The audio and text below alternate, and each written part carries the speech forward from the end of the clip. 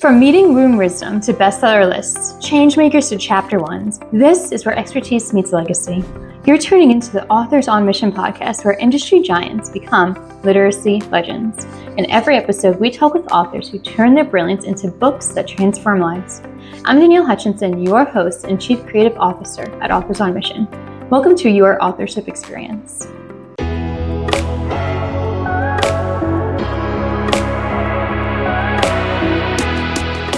Hello, everybody. Welcome to the Authors on Mission podcast, where we uncover the strategies and insights of experts who are reshaping their fields.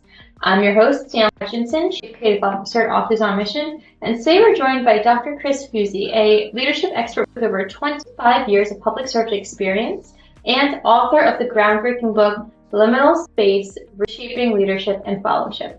So Dr. Fuzie brings a unique perspective, blending his experience as an FBI National Academy graduate, educational leader, and an organizational consultant to challenge our traditional understandings of leadership. And today we're going to talk all about that and his writing process and what it means to take those concepts and put it into the paper form. So without further ado, Dr. Chris Fuzie, it's great to meet you. Welcome.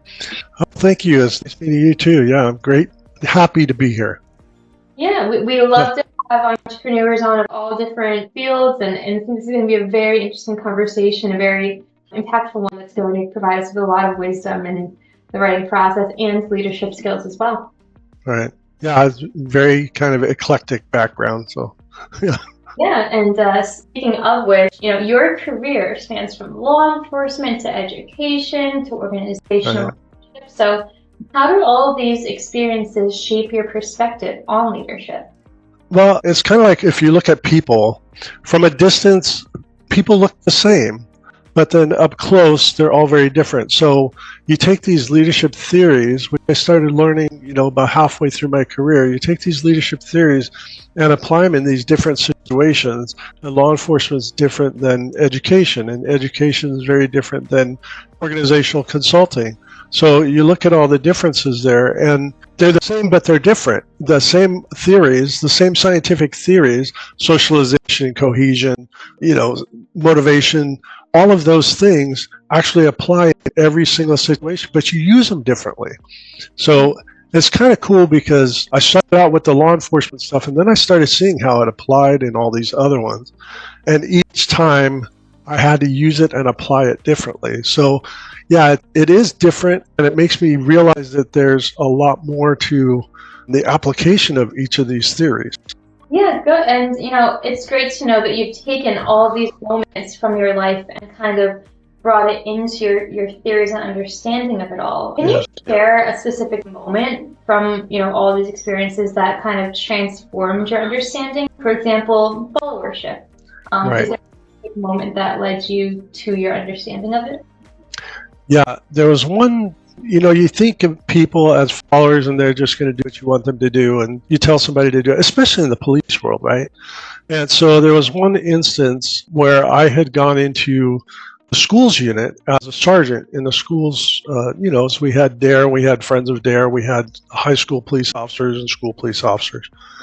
And the unit secretary was also the secretary for a 501c3, so a separate organization, a separate nonprofit organization that supported what we were doing. It was the Friends of DARE kind of thing. They supported what we were doing, and so everybody was like okay with what she was doing. Well, but then every day or every 2 days, I was getting overtime slips for her, and she was charging overtime for doing work. And so finally, I'd only been in there for a few weeks, and I asked, okay, so what is this overtime for? And she told me, she said, well, I'm doing the Friends of DARE work, and so I'm doing all of, that while I'm doing my duty.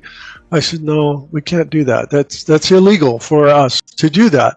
So you have to do Friends of DARE work. Friends of DARE is going to have to pay you, and, we're not going to. Well, I didn't really think about the fact that she was currently dating our captain, who is 2 steps above me. And so, I told her this on a Friday. On Monday morning, I get a note from the captain that says, come see me. So I go see him, and he says, you're going to allow her to continue to do this work. And I said, well, Captain, I can't because it's illegal. We're not allowed to do that, and we're gifting public funds if we do something like that. And he says, well, you didn't hear me. I said, you're going to allow it. I said, well, Captain, that's an illegal order. And so if it's illegal, unethical, immoral, and I say also fattening, then, it's something that you don't want to do, right? And so I said, this is an illegal order and I'm not going to follow it. And so you think about this followership stuff, it's like, now I'm challenging the authority, the positional authority of this captain. And he says, you are going to do it. And I said, no, I'm not going to do it. And if you want to argue about it, I want us to talk to your boss. So the chief, right? He says, okay, go talk to the chief. Well, in the time that I went out and talked to the secretary to make an appointment to see the chief, he's already on the phone telling the chief what was going on. And so I get in to talk to the chief, and the chief says, well, I'm going to support my captain. He didn't say whether he agreed with it or not. He said, I'm going to support my captain. I said, well, Chief, I'm not going to do it. And then about 4 weeks later or so, I get the lieutenant, the guy between me and the captain, comes in, and he says, okay, so he's been having to sign the overtime slips now. So he comes into me and he says, the captain is giving you an assignment to plant plants on the berm on the shooting range so that you can redeem yourself. And I said, I'm not doing it. I don't have anything to redeem myself for. I didn't do anything illegal. I didn't do anything unethical. I just refused to do something that I knew was illegal. I'm not going to do it. And the lieutenant goes, look, Chris, you thought you might say that. If you don't do it, then we're going to discipline you. I go, you go right ahead. You go ahead and try because I didn't do anything wrong. You go ahead and start the discipline process and I'll fight you all the way. So, you think about this followership stuff, and there's a great book by Ira Shalef. It's called Intelligent Disobedience. It's intelligent disobedience, doing what's right when what you're told to do is wrong. And that book came out maybe a decade or two after I had this incident, and it just nailed everything that I said and did. And to me, that was an idea about followership, and that you think about the leadership, the positional power of the captain. Well, I also didn't have any respect for that captain after that. So I lost respect. So the referent power is gone. The positional power, I knew he was misusing his positional power. And then, so he's not the expert in these kind of things. And then to try and tell somebody you have to redeem yourself for not doing what I wanted. No, there's no value in that. It goes against my values. There's no organizational value in that. So to me, that was a kind of a pivotal thing where up until that point, I trusted that my leaders were doing what they were supposed to do. They were doing the right thing. And they would always try to do the right thing. And that taught me a lesson that that's not always the case. And so followers need to be aware of what's going on also. So there's a few, but I don't want to bore you with some of the others, but that one was very interesting because there was a lot of personal dynamics and personnel dynamics that went along with that. Yeah, that's a story that just makes me angry inside, to think they're trying to make you do this thing. You're not going to do it. Right. And you think, oh, we're going to give you a chance to prove yourself by planting these flowers. No, I don't need to prove myself. So I can see how that story just resonated with you and kind of shaped your beliefs in terms of how it went into your book as well. Right. And that's a huge thing that, you speak of in your book. I understand, this concept of liminal space as you describe it to us, they must lead and follow simultaneously. Anyone who has someone they follow and someone they lead, but they're in that limited liminal space at the moment. So. Right. Can you explain a little bit more about that and how, that applies to the modern workplace as you described in your book? Well, yeah, it's almost like breathing. You don't think about it until you actually have to think about it, right? And so you think about people who are in either a manager, a supervisor, any kind of VP or president, that have somebody that they report to and somebody that reports to them. They're in this leader-follower situation, and they still have to follow what they're being told by their boss or by their upper-level report, and then they have to try and follow along and get the other people to follow along with them. So you're kind of a buffer. You're in this space by yourself that you have to do both. And that's when I talk about liminal space, that's what I'm talking about, is that, like right now, I actually work for a district attorney's office, and I'm the business manager at a district attorney's office, and I report directly to the elected DA. And so he says, this is the direction we're going. I have to turn around and get 163 other people to go along with it, right? So I have to follow what he says. But at the same time, he may not tell me how to do it or when to do it or, what particular way to do it, He just says, this is the direction I want to go. And it's up to me and some of the other chiefs to figure out how to make that happen. So I'm following the direction, but I'm leading everybody else in how we get this done. And that's the same for almost any supervisor, any manager, anybody that has both ends of the report. And it's interesting because I used to teach this and it really didn't dawn on me until you say, well, you're also a buffer for each direction. Well, you are in that liminal space. You have to buffer both. You're a filter and a buffer. And you're the one who tries to move things forward, but then, bring people along as you're following. So it's kind of interesting because we don't think about it until, it's just like breathing. We don't think about it until we need to breathe. And everybody's there. Yeah, and I think that, because this is such a thing that everybody has to deal with, whether or not they know it or not, perhaps that's why you chose more of a narrative style for your book, because I noticed, you tell stories in terms of the Plink Industries examples, and curious to know, first off, what motivated you towards it, and is that perhaps because that so many of us can relate to it, that has to be more of a story format for us to realize that that's happening to us, or that we're also in that position? Yeah, and that was part with using a fictional company, because then you can make it how you want it. You can form it how you want, but also you can imagine yourself in some of those positions.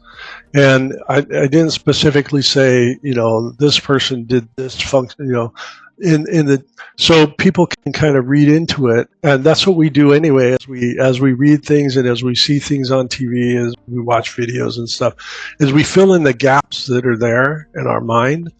And so you leave enough gaps and people will fill that in, and it makes it more real to them. Plus, I also didn't want to get into something where I'm using a real company and then have them turn around and say, well, that's not what we do, because it is a different kind of idea that a lot of people aren't thinking about.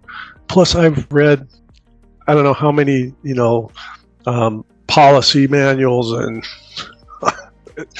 general order manuals and technical kind of things of how to do certain stuff. I didn't want that either. I like stories.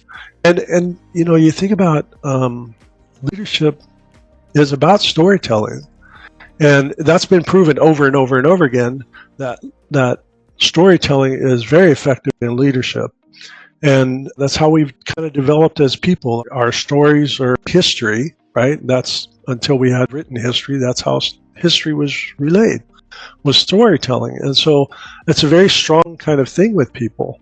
Plus, we're visual creatures. So, we use a lot of our imagination is visual. Hearing something is visual. Reading something, we get an image in our head of what it should look like, or based on our experiences. So to me, using a fictional company was the best, and it came out really well. Yeah, I agree. I was flipping through it a bit, and I can see how, these stories definitely do make people feel more invested and feel like it's speaking directly to them as well. So, it helps them to understand your concepts more and be more willing to put it into practice themselves. I like that. I noticed also that you kind of incorporate a lot of mathematical concepts into your organizational theory. I'm wondering, is that something you'd like to speak a little bit more about? What made you decide to do it in that format? So I knew I wanted to talk about certain things, and I almost broke the book up into two books. One just about the liminal leadership, and then the other about the tessellations of behavior. But if you go into the liminal leadership stuff and you follow that, then the position starts to fade away and the behavior comes more important. Well, then you have to talk about the behaviors, and that's where the tessellations. So I had a really difficult time splitting those two apart. And so that's why half of the book is about the liminal space and leading and following not being opposites. And then the other half is pretty much about the tessellations of behavior and how it applies. And then there's a few things in there that I wanted to make sure some of the concepts about cohesion and, people make mistakes and we have to be forgiving of some of those mistakes. There's one part in the book where they're having this discussion and this one employee says, he looks at Bart, the owner, the CEO of the company, and he says, we know we might not get it exactly right the first time, but we all want to be good employees and do a good job. We know that even if we make mistakes, we have to try some new things sometimes and to make changes happen. And then he says, Mr. Murphy, we want to make you proud of us as a team and Plink Industries a place to be proud to work. Well, I think that applies to most people in most jobs. No matter what people do, they want to do a good job. They want to be better. They want to be proud of where they work. They want to be proud of what they do. And I think that's part of this, and try to bring that out in this book, is that, there's a human side of leadership. It's not just the technical stuff. And so that's part of what I try to do. And you can't do that if you use real people. You have to use their real story. I use the term MSU, make stuff up. You can MSU it when you have it as a, fictional kind of thing. I was just going to branch off of that, I like the way you have both elements in your book, and you have the stories and the narrative aspect, and then the tessellations, the repeating mathematical patterns. And in that way, you're relating the reader to you and also giving them almost a formula to follow. So that's a great approach, I think. Yeah, and that's why in the back of the book, in chapter 10, Mary Quixley leaves memos, right, and tools. And that's specifically so people can redo this. If you can create it, redo the behavior, that's what that's for. That's why I put that in the book. That's what I want people to do. And so why not give them the tools to do it? Maybe it doesn't sell as many books, but they still get the idea. Yeah, definitely. So I guess I would like to, kind of transfer a little bit into, you have a couple other books as well. I was wondering if you wanted to share a little bit of insights about those ones. Perhaps if our listeners today are interested in this current one we've been talking about, they're more than likely to check out your others as well. So, So I tend to say that I wrote these books backwards. And the reason I say that is because the first book I wrote was called Because Why? Understanding Behavior in Exigencies. And that was kind of in reaction to, or response to, I shouldn't say reaction, response to what was going on with all of the police violence and, people attacking the police and that kind of stuff. And that we don't always know what's going on in the world. We don't always know the whole story. And having been through a couple shooting incidents on my own and having been through critical incidents, people don't know the whole story. And one of the first things that your friends do after you get in some of this, they try to pull you aside and say, okay, I know you've been told not to tell anybody, what happened, but you can tell me, we're friends. And so they still want to hear what's going on. People need to know what's going on, but that's where we have to look at all of the factors that go on, and that's what that book is about, is the human factors. I also created what's called exigency response model, where you're trying to handle something, you're trying to handle a very dynamic, rapidly unfolding situation, and the stuff that you've been taught doesn't work. Then what do? You get what's called informative failure, whereas you say, well, I've tried this, I've tried that, I've tried this over and over again, I've told them to get on the ground 20 times, it's not working, they're still not listening.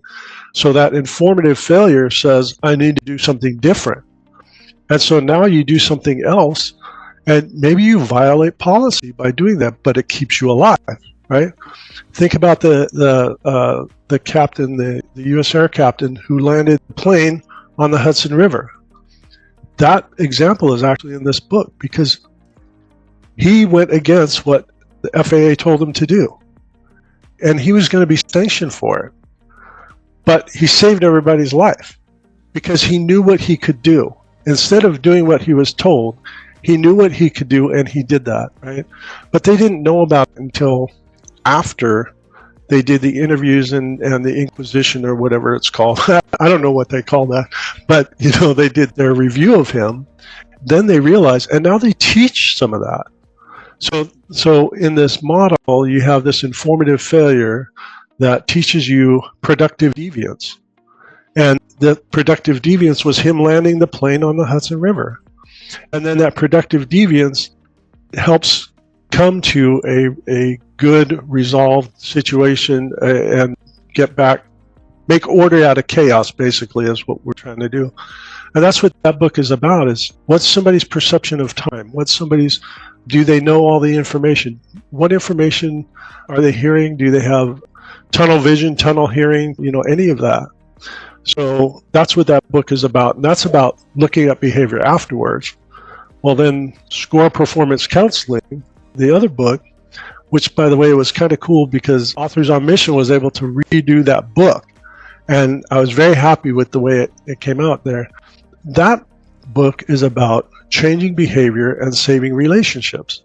And that was specifically about changing current behavior. So we're talking about evaluating behavior after the fact, changing current behavior with SCORE Performance Counseling, and then now the new book is about creating behavior. That's why I say I did them kind of backward.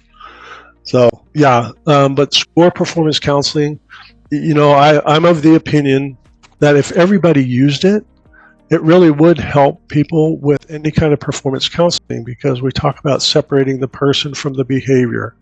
How do you talk to somebody instead of saying yours, you did this wrong, you did that wrong? Talk about performance gaps. Talk about the behavior, the performance separate from the person. And I teach people in that book ways of taking the behavior from the person and setting it aside. So now you're both looking at the performance together instead of separately. So yeah, I'm sorry that rambled on. No, I love it when my authors do ramble on, because it opens up so many different doors to conversation and insights that we might not have otherwise. So thank you for giving that overview of the other books, because now we know not only to check out one, but all of them as well. And you provided a lot of examples. I mean, the Hudson River example, for instance, is one that a lot of us know about. I mean, a whole movie was made based on that as well. So right. That, but also knowing that your insights further back up these sorts of things that do happen in everyday life that we move past it. Right. And with some of the second guessing that goes on, because we get a 10-second video on TV, and then everybody makes assumptions about everything that goes on until you actually hear the whole story, and it's not anything what we thought. Yeah, exactly. And your work is not only helping people, who read the book and apply it to their own industries, their own businesses, or everyday workplace. Right. But I do understand that you also are working to educate people through the National Leadercology Association about the dangers of non-leadership theory educated leadership coaches. You also are developing something called the motivation matrix. So I'm wondering if you'd provide us a little bit about these.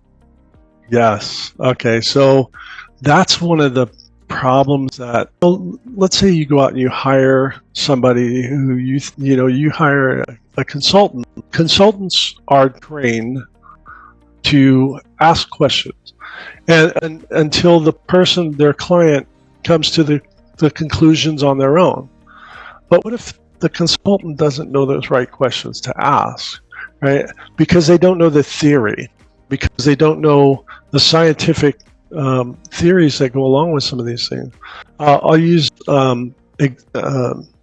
socialization as an example. So socialization has 5 different phases, And in those 5 different phases, it has 3 things that the leader should be always evaluating, which is their level of innovation, which is their commitment, and then internalization, commitment, and innovation. Well, if people are internalized, you have to know if your people are internalized. That's what leads to engagement, right? So they're going to be less engaged, or maybe even, as they're doing the investigative phase of socialization. But once they get in there and they're being socialized, that's when you want your best people to be training them and not showing them shortcuts, not showing them, this is what happens, this is what we're supposed to do, but this is what we really do. We don't want any of that. And so that leadership stuff in these phases of socialization, if you don't know anything about that, how do you measure their internalization? How do you measure their level of commitment? And how do you measure if they're innovating? And that innovation may be on a level that's, maybe it has nothing to do with anything that's going to really, do we change wooden coat hangers to wire coat hangers? Who really cares? Well, maybe somebody does. Or, you get like in the police role, what is the shooting policy or the pursuit policy, because those are things where life and death kind of situations. And so you look at this level of innovation and what are you going to let people do or not do? And so that's just one theory. And if you work in a team, you have group structural dimensions, which there's about 6 of those. And then you have group processes, which there's about 5 of those. And how all of those are working and changing each part. A lot of consultants, leadership consultants, are not aware of a lot of the leadership theories, including followership. And so they'll just sit there and ask question after question after question until you go, yeah, that's kind of what we want. Yeah, okay, we're good. And that's not what the National Leaderology Association is about. We want people who understand, who are educated in formal leadership science. It's kind of like psychology in the year 1880. Psychology was just part of sociology, but it was a different kind of practice. Well, what we're doing is we're saying leadership is just kind of there. It's not really, what is it? What's it part of, right? Is it part psychology, part sociology, part all these other things? And so really, what is it? And so for the National Leaderology Association, we're saying these are people who are certified in leadership theory. They understand leadership theory. They have been educated in leadership theory, and they get it, right? So that way, you're not hiring somebody who maybe they ran a great flower shop, and now they're trying to help you with your machinist shop. 2 completely different things. And like I said, during the introduction, the theories can stay the same, but in each different industry, they're used differently. And a leaderologist is going to know that, and they're going to know how to apply it. Whereas somebody else may not know that. And so they're just going to they're going to keep asking you questions until you say, yeah, I'm happy. And that's what we're trying to do, is heighten the awareness of leadership studies, just like psychology is now its own science. You want a psychologist, they have to have studied psychology. And you want a leadership coach, they should have studied leadership theory, including followership, because it is a process. Yeah. So I can see how, your books kind of lead people towards these sorts of educational programs that they should be going to in order to develop more knowledge about this, because it's stuff that everybody should be informed about. So would you say that after the release of this book, you saw a good uptick in people reaching out for these kind of services, or any reception to it now that you have a book out on the shelves? Yeah, well, the COVID killed all consulting, so so there's been an uptick already with people out looking for consulting, but followership is really the part that's starting to get the uptick in leadership studies, because people have kind of beaten the dead horse as far as all of the leadership theories and leadership abilities, and so now what do we look at? Well, let's look at the other side. let's look at followership. So in the last International Leadership Association conference, they did a survey at the end, and they said followership is what what people want to learn more about. And it's part of the process. You take away the follower, you don't have a leadership process. You take away the leader, you don't have a leadership process. You take away the situation or context that they have to work within, you don't have a leadership process. So it is a process, and I think that's where the uptick is coming from. I've been focusing on leadership and behavior-based leadership because, in my opinion, it does come down to what you do. You can be a leader and not do anything. But then are you really leading? So it has to be kind of what you do as far as if you're leading and or following. That's why that liminal leadership thing is there. So it's hard for me to talk about this stuff in silos because everything kind of bleeds into everything else. So as far as the increase in attention, yeah, I think the books have helped out a lot, especially the liminal leadership book, the liminal space book. Because even Ira Shalef, who I think he's one of the authors that I really like following, because he writes about followership. And when I talked to him about this idea, and I'd already started working with Authors on Mission on this, and I said, hey, this is what I'm working on. He said this could be earth-breaking or, game changer, that kind of stuff. And then he asked me the question. He said, do you have a book in you about this? And so then I told him, I said, I'm already working on it. We're already into chapter 2 right now. But he is very excited about that, and that it is different. It's a different idea, and putting those two together, like the liminal space and then the behavior tessellations.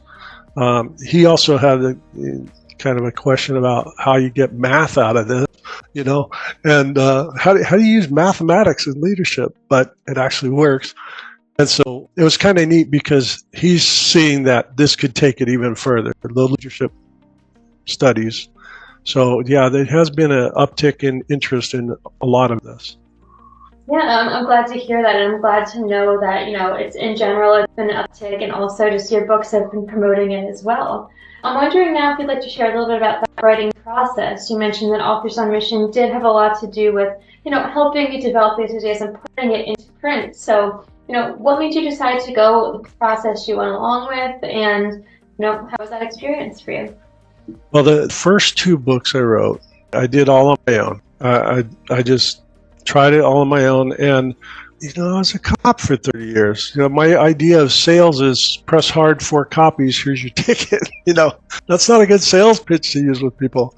And marketing is my big challenge. So I looked at different places, and Authors on Mission offered everything that I needed with helping with the writing. I can write a technical manual, but doesn't come out as well as writing a story. So helping with the writing and the story and the angel writer, and the angel writer that I have is an angel, I'll tell you that. She was great because I would tell her, this is what I want to do. This is how I want to do it.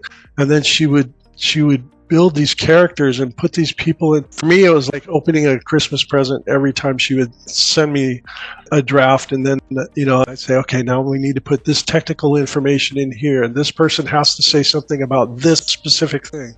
And so I would write in there and say, this is what I want to do and this is how I want to do it. And then meeting online face-to-face to discuss some of this stuff was fantastic. The marketing piece, getting it published, the marketing piece, putting it in the categories that I needed it to be in. And then I was very skeptical, a cop for 30 years. I get skeptical and jaded. I was very skeptical about can you guarantee it would be, because they kept saying, we guarantee you number 1 spot. Number 1. And I said, how do you do that? So then they did it. It was fantastic. And that has helped a lot with not only just the book, getting the book out there, but it's helped a lot with the credibility that I've had to bring to some of the, Chris Fuzie, who is that? He's a guy that lives in Modesto, California. He's a former cop. Yeah. But then, here this book comes out. It's a number 1 bestseller on Amazon, and it brings in these concepts. And now when I go to conferences or I go to meetings or I go places, it really means something. There is that credibility, and people will listen more It's not just positional power as the author, but it's the expertise power because they bring in the stories from real life. And then you have the referent power because, not a whole lot of people can get that kind of recognition. And I really super appreciate that. And Authors on Mission, they said they could do it, and they did it. It's that simple. It was very cool. I'm really glad to know it was such a good experience for you to work with us because, first off, it's good to have that angel writer, like you mentioned, like sort of guiding your hands and helping you along the way. And I love your metaphor right there, opening like a Christmas book. It's really Yeah. It was cool because I would read it and then I'd hand it to my wife. She would read it and she'd go, "Oh, wow, yeah, I really like this." So, yeah, it was good for both of us. Yeah, definitely. To everybody listening right now, whether you want to write a book on your own or you're looking for some support with it, Authors on Mission does have all these other services that you can help you, whether you want that angel writing aspect or some editing or some promotion. We offer all of that. Yeah. And again, as we've been discussing all of Dr. Fuzie's approaches and leadership strategies, I think it's really important that you also check out his books and really embody all of these in your own everyday practices and work life. So, Dr. Fuzie, where can our audience find your books right now if they wanted to read some more and reach out to you or perhaps learn more about these theories and practices? So the books are just on Amazon, so you have to go to Amazon and look for my books. But I do have information on my website, which is www.cmfleadership.com. And that will, there's a page for each of the books. Score Performance Counseling has its own website, which is www.scoreperformancecounseling, super long, .com, but you just have to spell it out and it'll get you there. And it talks about the possible training that you can get. So yeah, that's where they're at, and that's how you can get them. And then on the CMF website, there's a contact page. So you want to talk about any of this stuff, more than happy to talk about it. And we also custom design any kind of leadership training and truly custom design it based on your needs and what you have going on in your organization. So that's all there on that website. Perfect. Okay, I'm really glad that you shared that with us. We're going to include these links in the description box of this episode, and so everybody right now can check it out and click on it and learn more. I'm wondering, as we start to wrap up today, do you have any last bits of advice for our listeners today in regards to either leadership strategies or book writing strategies? Leadership strategies, the one thing I tell people is that you just have to give people some grace. People make mistakes. Don't clobber them the first time they make a mistake. You don't do that with your kids. You teach them how to do things the right way. You expect that they're not going to start walking the first time. They're not going to run a 100-yard marathon as a 2-year-old. They have to learn how to do that stuff and let people do that stuff. As far as the book stuff, for me, a lot of it was the marketing and help with writing that kind of narrative format. I tried it in the Score Performance Counseling. It kind of came out, but it's still like a half and half thing. And if you're struggling with that kind of stuff, reach out to especially Authors on Mission, because you guys helped me with 2 different ways, and it was great. I already had one manuscript that we used and we did, and that was fantastic. And then this one from scratch with just a kind of a strange idea of tessellating behaviors and math concepts and liminal space that were, these kind of nebulous ideas that got put into something that really worked. No, thank you for sharing that with us, and I'm glad that, it was a positive experience for you, and I'm glad that all of our listeners today could also embody these tips and apply to their own lives. So, and thank you again for sharing all of that, and thank you to our listeners for joining us today on the Authors on Mission podcast. Thank you very much. It's a pleasure and an honor to be able to do this. It's also an honor for us to have you on as well. So, thanks again. To all of our listeners here today, just thank you also for joining us, because Dr. Fuzie has shared invaluable insights about reimagining leadership and followership in modern organizations. His approaches using tessellation patterns to understand organizational behavior. It gives us a fresh lens for viewing workplace dynamics. And, you can find his book, Liminal Space, and collect with him through the sites he shared before. So until next time, keep pushing boundaries and reshaping your field, and keep writing, keep leading, keep inspiring. And thanks for joining us today. Bye, everybody. And thank you. Thanks. As we close another inspiring episode, remember, every best-selling author was once just a person with a story to tell. I'm Danielle Hutchinson, inviting you to write the next chapter of your success story at authorsonmission.com. Your audience is waiting, your wisdom is ready, and your book is next.